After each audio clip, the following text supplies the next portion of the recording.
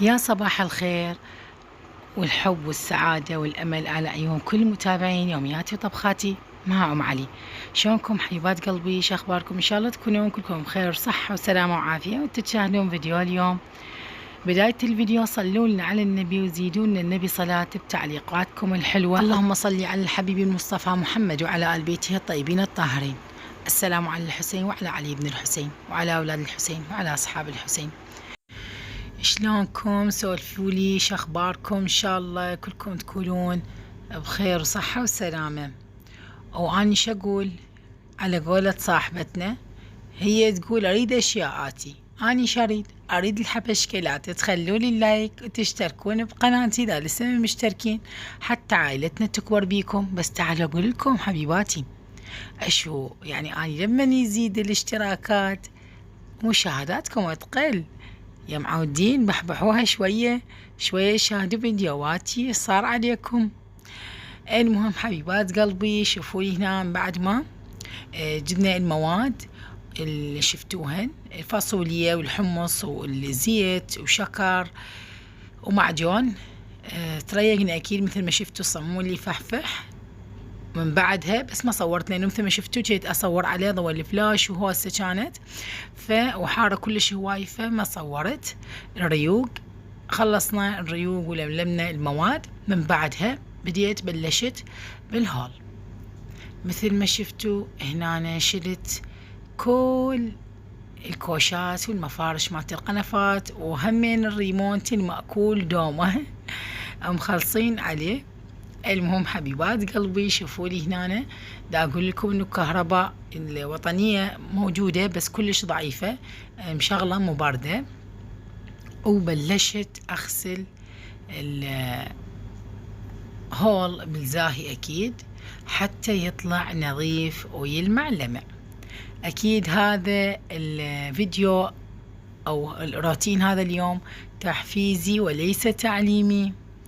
اكيد اني هم لما اريد اتحفز واقوم اشتغل واقوم، يعني اكيد احنا هم مرات يعني واحد هم يحس نفسه تعبان وجسمه نحيل وما بي حيل، هم يعني يريد شي يحفزه على شغل البيت.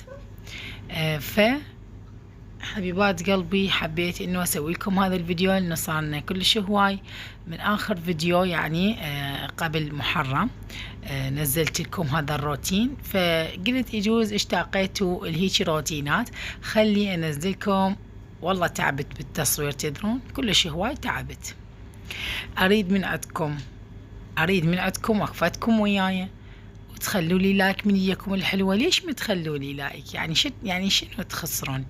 ترى ما تخسرون شي اذا خليتوا اللايك، بالعكس اني اي شخص يخلي لي لايك ويتابع الفيديو اني ادعي له من كل قلبي ربي يحفظكم ويسعدكم ولا يحرمني من عندكم ومن تعليقاتكم الحلوه يا اهلي وناسي يا طيبين.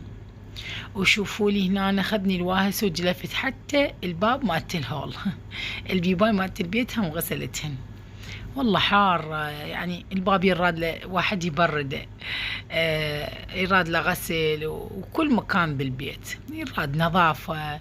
الحمد لله والشكر، اللهم ربي يديمها علينا ما دام اكو مي. الف الحمد لله والشكر. كهرباء حتى اكو ضعيفة بس المهم اكو مي، الف الحمد لله والشكر. ترى مو بس بالعراق هذا الشيء، مرات مثلا من نقول كهرباء ماكو مي ماكو، ترى اكو دول يعني حكومتهم كل شيء وشي على شيء، يعني عندهم توب هم عندهم انقطاع بالكهرباء، مي ماكو. احنا الف الحمد لله والشكر على هذه الاحوال كلها، بس الحمد لله رب العالمين ساتر على العراق. يعني اني اقول هذا كله الفضل يعود الآل بيت محمد، زين اللي موجودين بالعراق. اللهم ربي يحفظ العراق وشعبه واهله من كل سوء بحق محمد وآل محمد. حبيبات قلبي هنا من بعد ما خلصت شغلي بالهول ونظفته تنظيف تمام التمام والبيت ريحته صارت تفحفح تجنن من النظافة، هنا أنا بخرت البيت. ومن بعدها هم زين نقول الحمد لله جوارينا كانوا طابخين خالين جدورة، بس ما قدرنا نصور تعرفون هوسة وخبصة، فبس أخذنا كم صورة. وجابوا لنا جدورة خير من الله، الحمد لله والشكر. من بعد هذا التعب يعني ما طبخت، فكان عندي تمن وقيمة. هسه هم راح تشوفوه إن شاء الله. صلوات على محمد وآل محمد. القيمة تجنن تخبل. هسه شوفوا وياي شلون راح أصب الغداء. طبعا هنا الغداء كان يعني ساعة بالخمسة هيك شي. وهذا التمن خير ونعمة من رب العالمين حبيبات قلبي. اللهم ربي يزيدهم إن شاء الله ومأجورين بحق محمد وآل محمد، وينطيهم الصحة والعافية، وكل سنة وكل عام يعني يسوون هالطبخ هذا لأبا عبد الله الحسين وآل بيته، وأكثر وأكثر يا رب إن شاء الله يزيدهم. وحبيبات قلبي هذا كان الغداء، صورت لكم منه حتى كانوا دا يتغدون. قلت لهم يا خالد خلي اخذ كم يعني لقطة من بعدها اتغدوا على راحتكم. حبيباتي هذا كان غدانا، وسهمكم مليون الف عافية حبيبات قلبي. او شنو من بعدها؟ طبعا هنا الكيكة هذه بيضتين خليت، او كوب ونص شكر، 3 أكواب طحين، وبعد شنو فانيلا وبيكنج باودر وخل ابيض، ملعقة مال اكل، وبعد شنو و3/4 كوب زيت، وهذا كله وكوب مي. وطلع يعني كيك يخبل ويجنن. هسه هم تشوفوه بالنهاية.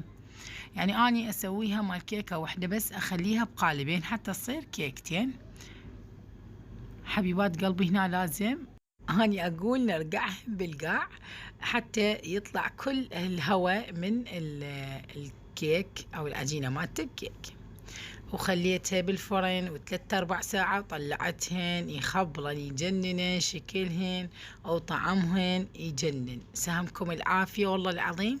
طبعا اجاني تعليق رادوا من عندي انه اسوي كيكة بس بدون فرن، بس اني وعدتهم وقلت لهم ان شاء الله راح انزلها بهذه الايام ان شاء الله، لانه مثل ما تعرفون اني قرأت هذا التعليق من بعد ما اني سويت هذه الكيكة، فقلت لازم انزلهن، وان شاء الله بخير وسلامة راح انزل الكيكة يعني بدون فرن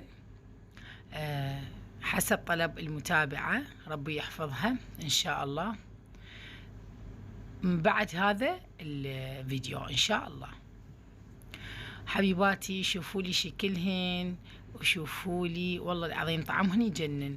ونسيت اقول لكم ترى هذا طحين الحصة التموينية اللي احنا نخبز من عندها، يعني النعجنة ونخبزه العادي، يعني مو الصفر اللي وزعونا اياه قبل فترة.